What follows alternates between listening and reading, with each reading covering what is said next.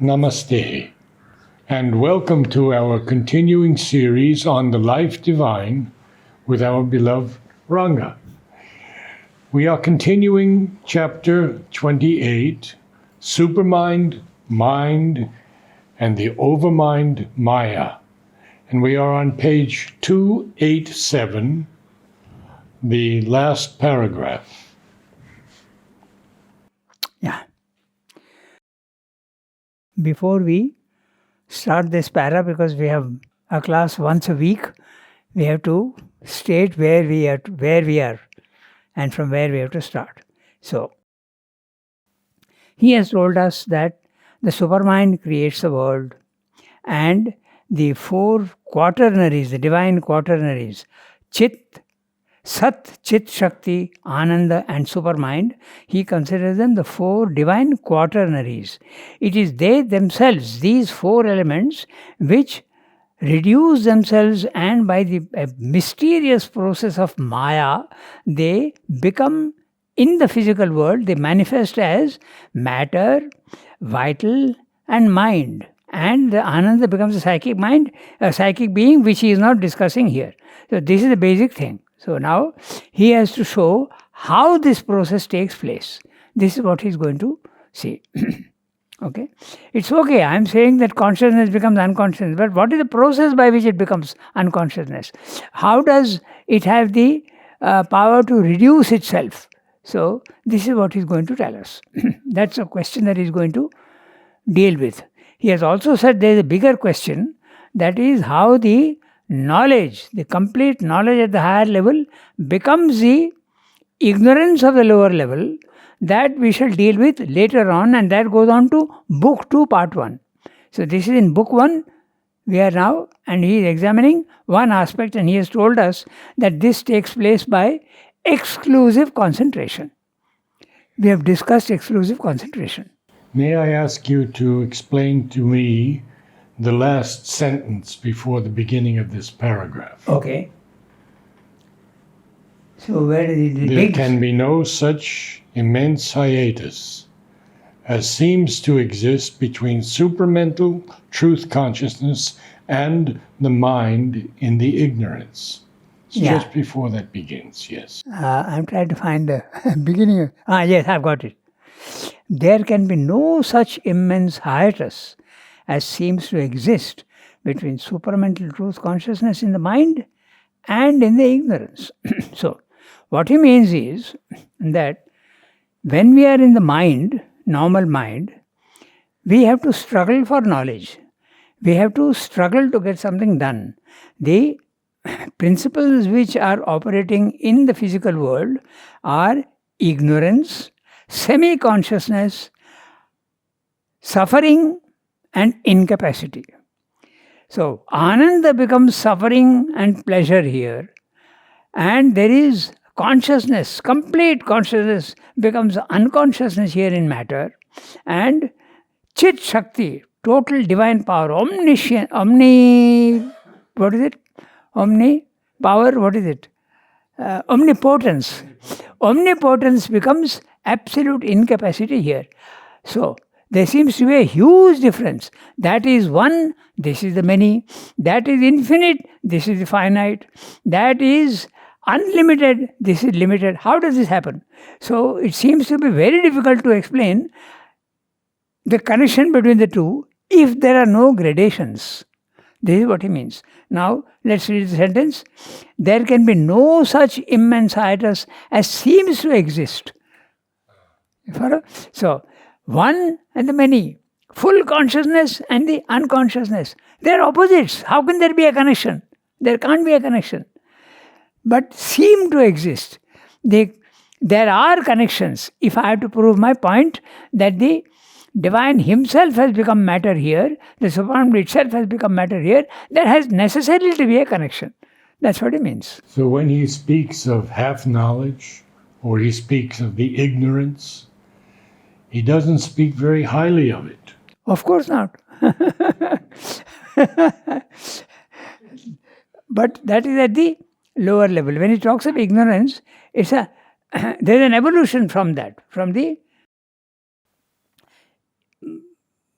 nations of the inconscience, there's a slow evolution. So where we are now, three things have already taken place. From the inconscient, matter has come up, and from matter, life has come out, and from life, mind has come out. So mind is a semi-consciousness. It's not full inconscience. That's what it says. Clear, huh? Okay. So, although it seems to be absolute opposites and there seems to be no connection, there must be a connection. Otherwise, they cannot be connected. And I am saying they are connected. I will show you how they are connected. That's what he's saying. So, I'll read out the summary of the previous paragraph so that we get the continuity. We have seen the principle of the connection of the superconscient to the inconscient or the subconscient. But these two are at opposite poles in the scale of existence. The one becomes the many, the infinite tapers off into the finites of the universe, the formless puts on forms, the permanent becomes transient, the timeless and spaceless becomes transience and dimensional space. We may examine one aspect of this polarity. Let us see the relation of the mind of knowledge to the mind of ignorance. The former is a truth consciousness, and the latter is the limited mind of man in ignorance. These two are so far apart from each other that it seems impossible to connect the two without intermediary gradations. The mortal mind of man is in ignorance. It seeks for truth. The supramental is an eternal possession of the truth. It doesn't need to seek. It has this, and it is itself the truth. Its formations are realities, the formations of the supermind. The thoughts of the mortal mind are artificial constructions, temporary images in the brain. This we have discussed many times, so I won't go into details. Okay. Of course, this mind is much hampered by the downward pull of the grossness of matter and the impurities of the vital. There must be some transitional gradation between the two opposite poles. In the involutionary downward descent, there have to be intermediate steps by logical necessity. In the evolutionary ascent, the intervening steps are a practical necessity. In the evolution already achieved, we see these gradations. Number one, indeterminable energy creates organized matter. Note the word organized matter. Matter is organized. In the inconscience, there is no organization at all.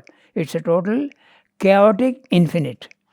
Matter is organized. Okay? So, then, inanimate matter produces subconscious life forms. This is the second stage. Plants, etc. Life forms and plants. Subconscious life produces sense-based life forms. First of all, plants come out. Secondly, animals come out. Sense-based life forms. Insects, lower animals, etc. Animal life develops into mentalized life. So these are the gradations up to now we have seen. Intelligent life seeks even to go beyond itself. So, the sequential steps clearly establish the need for transitional steps between the mind of knowledge and the mind of man. What we are seeing of the past, we see that there is a gradation. Why should we stop at mind? Let's extend the series further on and discover them. That's what he's saying. So this is what he said in the previous para. Now we read the next para. But if such intervening gradations exist, it is clear that they must be superconscient to human mind, which does not seem to have in its normal state any entry into these higher grades of being.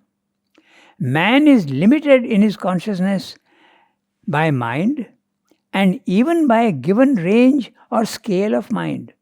What is below his mind, submental or mental, but neither to his scale, readily seems to him subconscious or not distinguishable from complete inconscience. What is above it is to him superconscious, and he is almost inclined to regard it as void of awareness, a sort of luminous inconscience. Just as he is limited to a certain scale of sounds and of colors, and what is above or below that scale is to him inaudible and invisible, or at least indistinguishable, so is it with his scale of mental consciousness, confined at either extremity by an incapacity which marks his upper and his nether limit. He has no sufficient means of communication even with the animal, who is his mental congener, though not his equal, and he is even capable of denying mind or real consciousness to it because its modes are other and narrower than those with which in himself and his kind he is familiar. He can observe submental being from outside, but cannot at all communicate with it or enter intimately into its nature. Equally, the superconscious is to him a closed book, which may well be filled only with empty pages. At first sight, then, it would appear as if he had no means of contact with these higher gradations of consciousness. If so, they cannot act as links or bridges, and his evolution must cease with his accomplished mental range and cannot exceed it. Nature, in drawing these limits, has written finis to his upward endeavor. So, basically, very simple what he's saying. When man looks below himself, he can't understand what is there, and he says there is no consciousness there. He is willing to accept that there is less consciousness there. When he looks above, he doesn't know that there is anything above him. So, he is limited only to his mental consciousness. So, he can't think of any gradations and all that. That's basically what he's saying. So, now he will start saying, is it really so that the human mind cannot understand what is above it? Then he will give 4 examples, okay, that we'll see. What those 4 examples are? Man can have glimpses of the higher levels of consciousness. Mother once said that I had the experience of identification with the animal life. She used to have a lot of cats and she said that she had and it is true, she said, that the animals can't understand us. Can we understand the animal? Well, they're saying hardly. To a certain extent, you can see their limitations, but you can't understand why they act or not. Okay, so again we'll follow the same method. What we'll do is we will see the summary of what he's saying, then we go into details. Okay, so the summary of what he's saying here is like this. If these intervening steps do exist at all, they are superconscious to man because he is limited to the present mental level. What is below him seems to him to be unconscious, free of all consciousness. He cannot gauge the different degrees of the subconscious. He cannot gauge, he cannot understand. Matter is unconscious, but what about animals? Animals, plants, unicellular organisms, matter. These are the things below him. Man knows nothing of what is above him, nor what is below him. This is his problem. This is very similar to the phenomenon of sound and light. So, there are sounds which our ear can't hear, which dogs can hear. Low sounds, dogs can hear, we can't hear. High-pitched sounds, bats can hear, we can't hear. So we are limited to a range of sounds. Same thing with the consciousness, mental consciousness, he's saying. We are limited there. There are ranges of consciousness below and above, but we have no access to them. Then, what about light? Light also, there is ultraviolet and infrared, and they are not available to us. Science has discovered, but the human body can't understand them. Okay, we can photograph infrared, we can also understand ultraviolet, but through instruments, not through the human. Are you giving us a summary here? Yeah, that's what I'm doing. Okay, so this is very similar to the phenomenon of sound and light. Below a certain decibel level, not above a certain decibel level, man can hear nothing below and above. Similarly, he cannot see the infrared nor the ultraviolet. Sam has not used this word, but I'm making it clear what he's saying. Okay. Likewise, man knows very little of the total cosmic consciousness. A very small range of the total consciousness is available to him. He neither knows the animal nor the gods above him. It looks then as if he has no links to the totality of consciousness. Nature seems to have limited him to his mental consciousness only. It seems that man cannot rise above his own level. But is this really so? Now, in 4 paras, he will tell you that there are cases where he can access these. I will go into detail, but before we go into details, I will tell you what he is saying. One is intuition, another is spiritual experience. Okay? Things like that. These are the 2 things which he has mentioned. There are other 4 things he will mention to show that there can be a connection, and in rare cases, man can access these higher planes of consciousness. Okay? So, but the idea is fairly simple. No? He's saying man is limited to one field. He knows neither the higher nor the lower. So, is that really so? Or is it possible for him to have experience of the higher? So, I'm reading each sentence. But if such intervening gradations do exist, I'm adding the word do, exist, it is clear that they must be superconscient to human mind, which does not seem to have its normal state, any entry into these higher grades of being. He is using the word in its normal state. All yogis have access to them, but yogi is not a normal state of mind. It's an extraordinary state of mind. Okay, so to have in normal state, any entry into these higher grades of being. Man is limited in his consciousness by mind and even by a given range or scale of mind.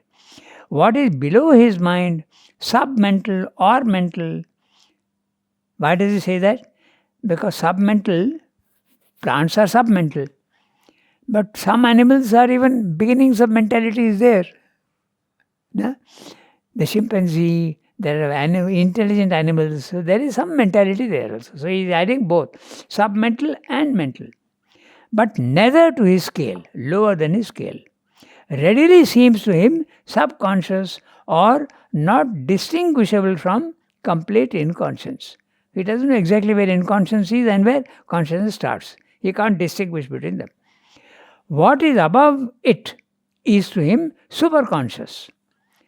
It's above his consciousness, and he is almost inclined to regard it as void of awareness, a sort of luminous inconscience.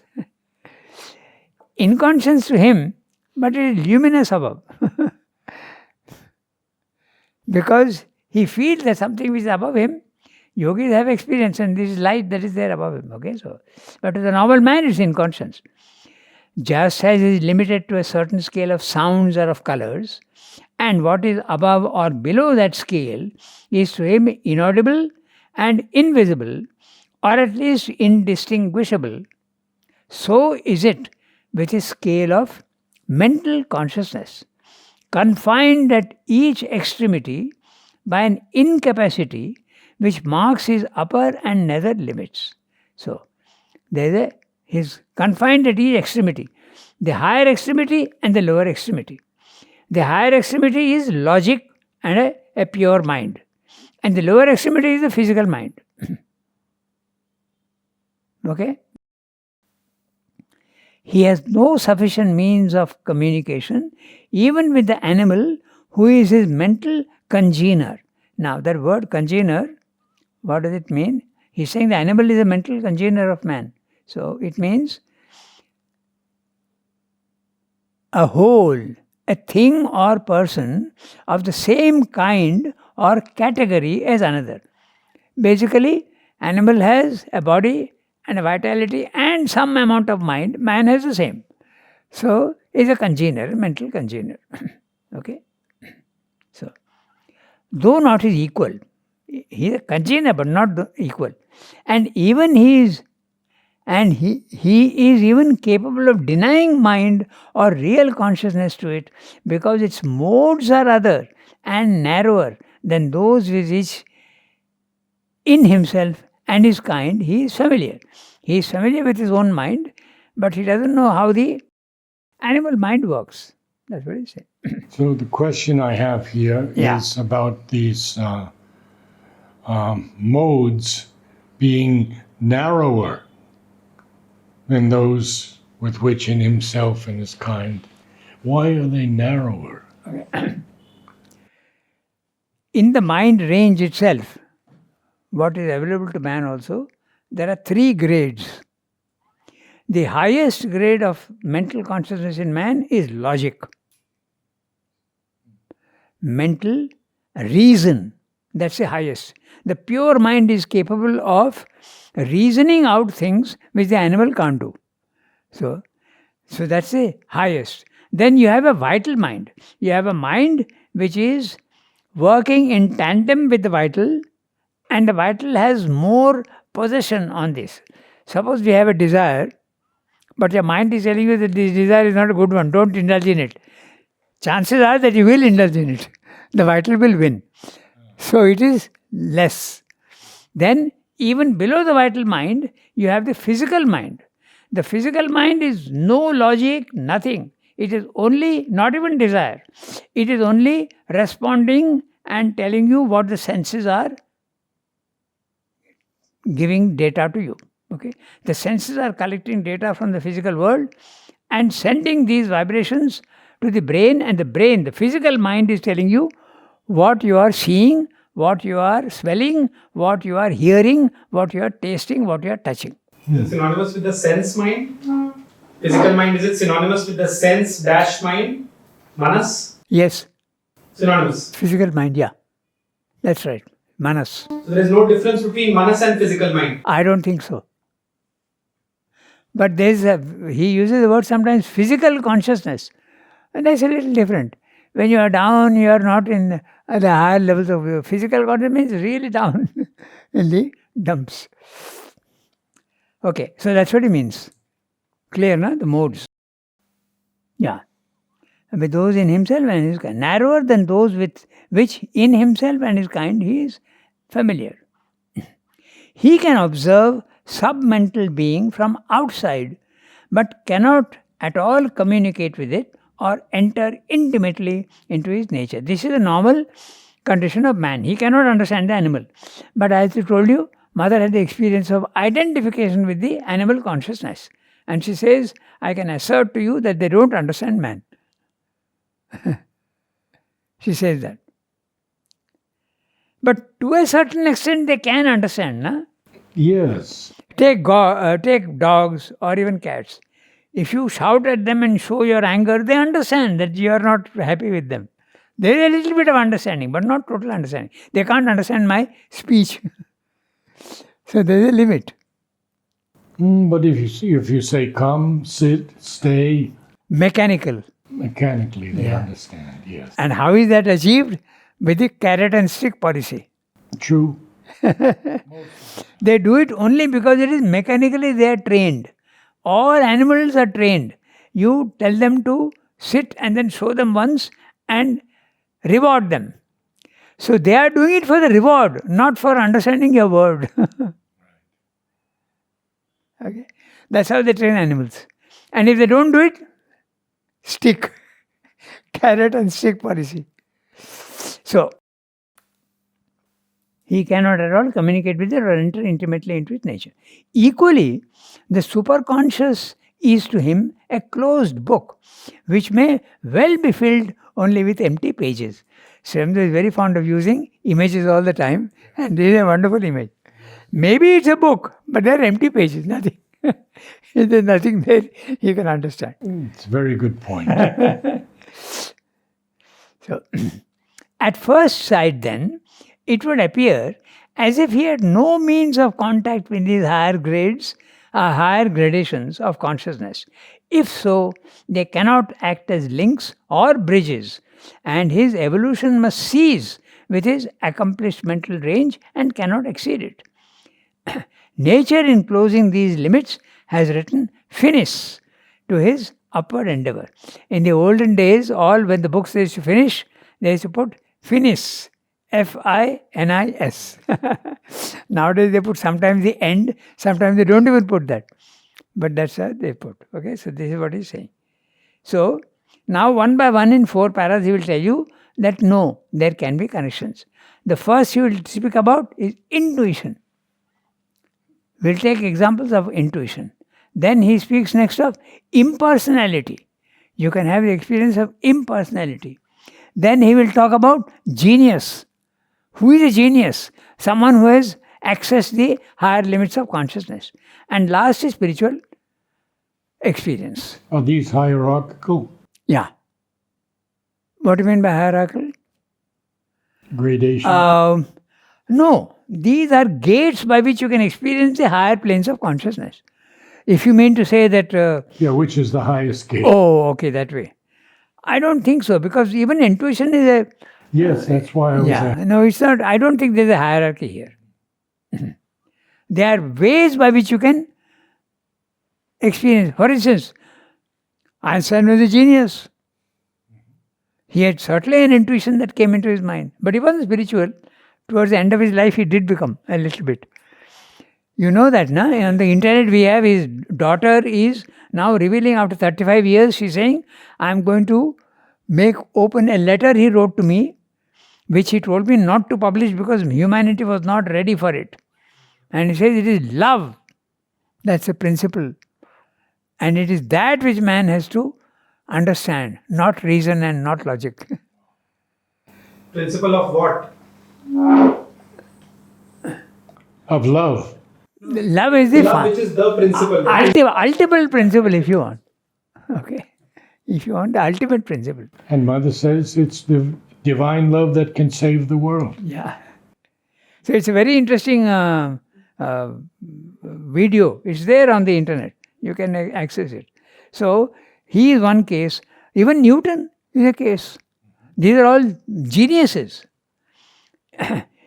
They get an intuition. They are not aware that it's coming from above. Okay, but they have access to it. So that's what he will tell you. With 4 examples he will give you. Ranganath, elsewhere in one volume, Sri Aurobindo uses the word pratibha for genius, and he explains it like this: that the prati is basically reflection and bha is light. Yes. So you are able to reflect that light, That's and right. to the extent that you are able to reflect that higher light, you are a greater and greater genius. That's right. Yeah, that's right. So now he's saying that it looks as though man has no access to the higher planes of consciousness. So he's not asking a question, but is it really so? I ended with a question mark in the last one, but now he will show you that yes, there are sometimes moments when you can access. But when we look more closely, we perceive that this normality is deceptive, and that in fact there are several directions in which human mind reaches well beyond itself, tends towards self-exceedings. These are precisely the necessary lines of contact or veiled or half-veiled passages which connect it with higher grades of consciousness of the self-manifesting spirit. First, we have noted the place of intuition. Intuition occupies in the human means of knowledge. And intuition is in its very nature a projection of the characteristic action of these higher grades into the mind of ignorance. So, I'll finish reading and then we come back to intuition. Several examples can be given of these higher grades into the mind of ignorance. It is true that in human mind, its action is largely hidden by the interventions of our normal intelligence. A pure intuition is a rare occurrence in our mental activity.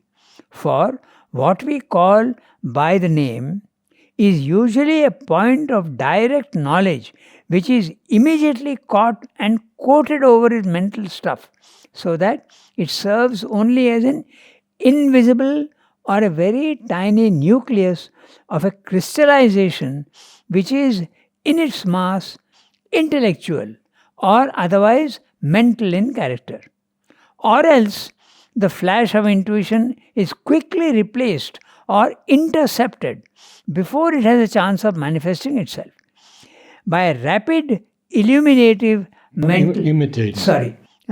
imitative by a chance of manifesting itself by a rapid imitative mental movement, insight or quick perception, or some swift leaping process of thought which owes its appearance to the stimulus of the coming intuition but obstructs its entry or covers it with a substituted mental suggestion, true or erroneous, but in either case not the authentic intuitive movement. Nevertheless, the fact of this intervention from above, the fact that behind all our original thinking or authentic perception of things, there is a veiled, a half-veiled, or a swift, unveiled intuitive element is enough to establish a connection between mind and what is above it. It opens a passage of communication and of entry into the superior spirit ranges. There is also the reaching out of mind to exceed the personal ego limitation, to see things in a certain impersonality and universality. Impersonality, the second method of contact with the higher planes of consciousness. Impersonality is the first character of cosmic self. Universality, non-limitation by the single or limiting point of view, is the character of cosmic perception and knowledge. This tendency is therefore a widening, however rudimentary, of these restricted mind areas towards cosmicity, towards a quality which is the very character of the higher mental planes, towards that superconscient cosmic mind which, we have suggested, must in the nature of things be the original mind action of which ours is only a derivative and inferior process. Again, there is not an entire absence of penetration from above into our mental limits. The phenomena of genius are really the result of such a penetration. Veiled, no doubt, because the light of this superior consciousness not only acts within narrow limits, usually in a special field, without any regulated, separate organization of its characteristic energies, often indeed quite fitfully, erratically, and with a supernormal or abnormal, irresponsible governance, but also in entering the mind, it subdues and adapts itself to mind substance, so that it is only a modified or diminished dynamics that reaches us, not at all the original divine luminosity of what might be called the overhead consciousness beyond us. Still, the phenomena of inspiration, of revelatory vision, or of intuitive perception and intuitive discernment, surpassing our less illumined or less powerful normal mind action, are there, and their origin is unmistakable. Finally, there is a vast and multitudinous field of mystic and spiritual experience, and here the gates already lie wide open to the possibility of extending our consciousness beyond its present limits, unless indeed by an obscurantism that refuses to enquire or an attachment to our boundaries of mental normality, we shut them or turn away from the vistas they open before us. But in our present investigation, we cannot afford to neglect the possibilities which these domains of mankind's endeavor bring near to us, or the added knowledge of oneself and of the veiled reality which is their gift to human mind, the greater light which arms them with the right to act upon us and is the innate power of their existence. A huge para, nearly 2 pages, and he is explaining how we can have access to the higher planes of consciousness. But it is only the last one, spiritual consciousness, is really the opening. But the others are all touches, not really the... So then I would put spiritual consciousness the highest. Yes, you can say that in a certain sense. But intuition is also very high. Intuition itself is high. In fact, this is exactly what we have to understand. These planes of consciousness are always there. Okay? We have a higher mind, then higher than that is the element mind, which is full of light. Then we have the intuitive mind and the overmind. These planes of consciousness with the powers are there, and they are constantly sending down their impulsions and their power and glory into the human mind. But they are so dense that it doesn't work. It stops somewhere there. It's like if you take the ocean, it's a good example, or even we can even take another example, okay, why it does not come down. Take the ocean, okay. The higher you go, and you just go 1 meter below, you look up, you will be able to see the light. It's sometimes even transparent, the water. But as you keep going down and down, 2 things happen. One is the density increases and the light decreases until finally at the lowest level, total density which a human being can't bear. He can't go down because the pressure will be so much that it will crush him. He has to wear a suit to go down. Okay? And the light also is absent. So now if you shine a torch, say, I want to see what is below, I have lost something and I want to see what is below, I shine a 500 watt bulb. The light will go down maybe 5 meters, 6 meters. After that, the light won't work. Then I say, okay, I want more. So I go and use a 1000 watt bulb. The light will go a little deeper. So the higher you go, the more the light can enter in. But the intuitive plane is sending its light, but our mental consciousness is so dense and so dark that it doesn't reach it. But sometimes when our mind is sufficiently clear, every mind is not dark and dense. There are intelligent people, there are people with a clarity of mind, so then the intuition will come in. But when it comes in, somebody is saying a very interesting thing happens. The mental substance that is there covers it up or swallows it up. So, just like, take a glass of water, okay, and put 3 drops of ink into it. Wait for some time. Much of the ink will settle at the lower bottom, okay, but there is a little amount of blue above that, less blue, less blue, less blue. At the higher level, probably no blue at all. Okay. Now take 1 drop of pure water, okay, put it in. By the time it goes down to the lowest level, that drop, will you be able to distinguish it? No, the blue will cover it up. So this is what he is saying happens with the intuition also. The intuition comes down, but the darker mental substance swallows it up. On a more personal level, I'd like to share something from Amal. Because when the poetry was coming down to me, sometimes I would feel that the line is not correct. And Sri Aurobindo says, don't use the mind to try and correct it. So I said to Amal, what do you do? He said 1 word, appeal. And then after a few moments he said, if you are patient, there will always be an answer.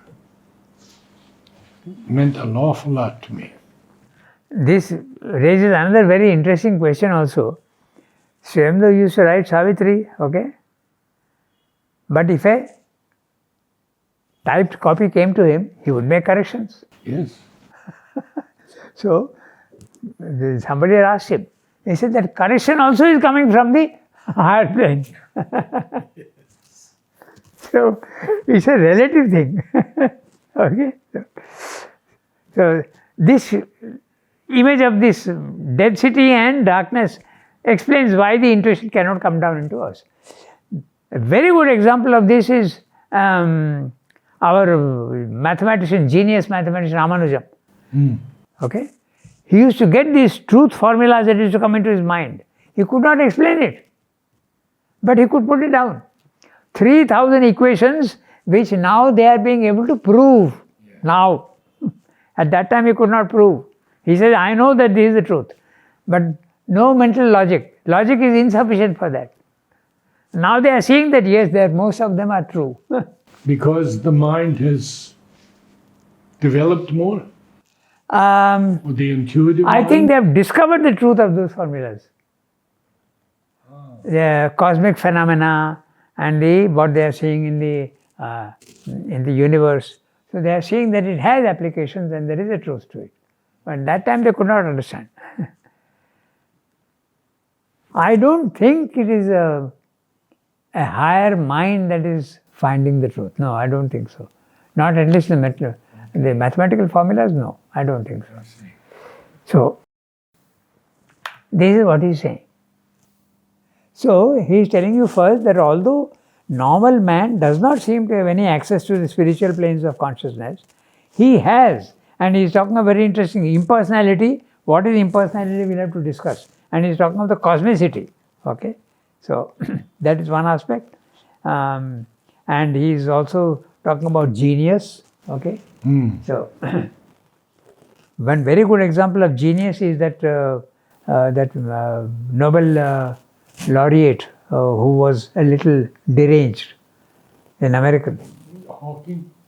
Not Hawkins. He was not deranged, but he was physically. There is a very interesting movie on him. Yes. What's the movie? He was an Englishman. Beautiful Mind. Huh? A Beautiful A Mind. Beautiful Mind. Yes. Russell Crowe. So, Russell Crowe. he used to get these things into his mind, but his normal mind is not sufficient to deal with it. There is confusion in the mind. Your darkness is not able to absorb that and understand it properly. So there is confusion. In fact, Surendra mentioned that in the paragraph here. Okay, we'll come to that. He has mentioned it. It can create confusion. In fact, that he has mentioned here. In fact, this is a very common phenomena even in a spiritual experience. Okay. So, what happens is, okay, we have got 10 minutes. Sometimes, when your consciousness rises to the above, what happens? Okay. At our level, our main guidance comes from the ego. The ego is the one that organizes our life. We are, this is me. Very clear statement. But when your consciousness rises to the spiritual level of consciousness, spiritual planes, the ego disappears. The guiding principle is gone. You don't even know who you are. You are looking and where am I? What am I? There is nothing. You are in the infinite. Confusing. So then you have this peculiar phenomena of three things which they call, okay, jadavat. You become like a stone. Okay. Or you become like a balavat, like a little child. Okay. You seem to, you don't know what you're saying, or, it's all disjointed statements and things like that. Or you behave in a very funny way. Or it can be also pishachavat and unmattavat, like a madman. But your consciousness is at a very high level. That he is mentioning here also, in this para somewhere. We'll have to look at that next time. I'll have to look for it because it's 2 pages, but he mentions it. There you are. Often indeed, quite fitfully, erratically, with a supernormal or abnormal, irresponsible governance. This is what he is mentioning. He is talking of the 4 levels. Okay? So, exactly. Genius, as in the synthesis reference I have to give, but balavat, pishachavat, jadavat, unmattavat. This can happen. The word irresponsible governance. Okay, you become like a leaf in the wind. What about those who have near death experiences and come back and tell what they have seen? There, it is not that every time your consciousness rises, you will be confused. But for a certain amount of time, you will be confused. This is what happened with our famous Sadguru. What's his name? Jaggi Vasudevan. He says that when he came out of his trance, he didn't know who he was. Because the ego is gone. You identify yourself with your ego. But when you are in the infinite, you don't know who you are. I'll give you another instance of also how this can happen. But no confusion. But you're not identifying yourself with your body, mind, life. Okay? So, I think I told you once. Niruddha is writing to Sri Aurobindo, you are the avatar, but I'm using my own words. But we are very satisfied with Sri Aurobindo as you are. Okay? That means we know you, your body, your thought, and your reactions with us, we know, and we are very satisfied with that. Sri Aurobindo says, no problem at all. I accept what you're saying. But there is one small problem. I don't know who I am. I in inverted commas. He says, if you can tell me who this Aurobindo pure and simple is. There. Here's the reference. Who is this? Aurobindo pure. Yeah, because he is the infinite. Yes. He is not the ego, he is not the body, mind, life. So that's what he's mentioning here. See, very clearly. Often indeed, quite fitfully. Okay, it comes in fitfully, erratically. It doesn't come in a very systematic manner. And with a supernormal or abnormal, irresponsible governance. You can even put that case of the beautiful mind, that scientist, in this category. It deranges you to a certain extent. We had several cases in the ashram like that. One was Unmattavat and one was Balavat. Okay? But Pishachavat we have not. That also was there once. There was a lady who used to behave like that, like a gaul. Okay, she is educated lady. But she will not live anywhere and she will only roam in the streets and fully aware of things. And she came from a very good family. And the family used to come and say, please, we'll give you a room and have a bath properly and eat properly. No. Complete. So they had arrangement with Jubilee restaurant, which is now closed, that whenever she comes, please give her some food. Okay. We'll pay for you. We'll pay for it. So she used to be like that. She used to go in front of the ashram. And how do we know that she was at a higher level of consciousness? Constantly she has mother's picture. Oh, yes, I remember. Now, a normal madman will not do that. So obviously she is at some higher level. But this is how she used to behave. Then the other case of slight derangement was a lady called Swaraj Ben. She was a Punjabi lady and she used to sit on the steps of the Samadhi on the western side, the steps are there, and go on muttering to herself. She was not normal, but not violent or mad in that sense, but a little deranged. And there was that other case of Balavat. Okay, Balavat also, there was a Bengali gentleman, tall, dark, you have not seen him. So, and he used to go rushing to the dining room at the last minute, always at the last minute. Okay, and he used to complain to mother about the smallest of things, like a little baby. Mother, this is happening, my tap is not working, this is not. But mother used to be so solicitous to him. So we never understood what it was until he passed away. And after he passed away, his experiences were there, published in Tamil Vaikare. So we came to know at what a level of consciousness he was. But in his behavior, he was like a little baby, a little child. But later on, his experiences, okay, Sri Aurobindo sonnets are there. Divine sound, the divine hearing and the divine sight. Two sonnets are there. And in the divine hearing, Sri Aurobindo is saying, all sounds are divine sounds. The harsh siren of the factory, the auto's trumpeting horn, even the screech of the eagle, all are divine sounds. He had that experience. He has mentioned that in the... So, this is what Swami is saying, that also can happen. The higher consciousness coming into you can disrupt your normal being. Okay, we stop here today. Namaste all. Thank you for coming.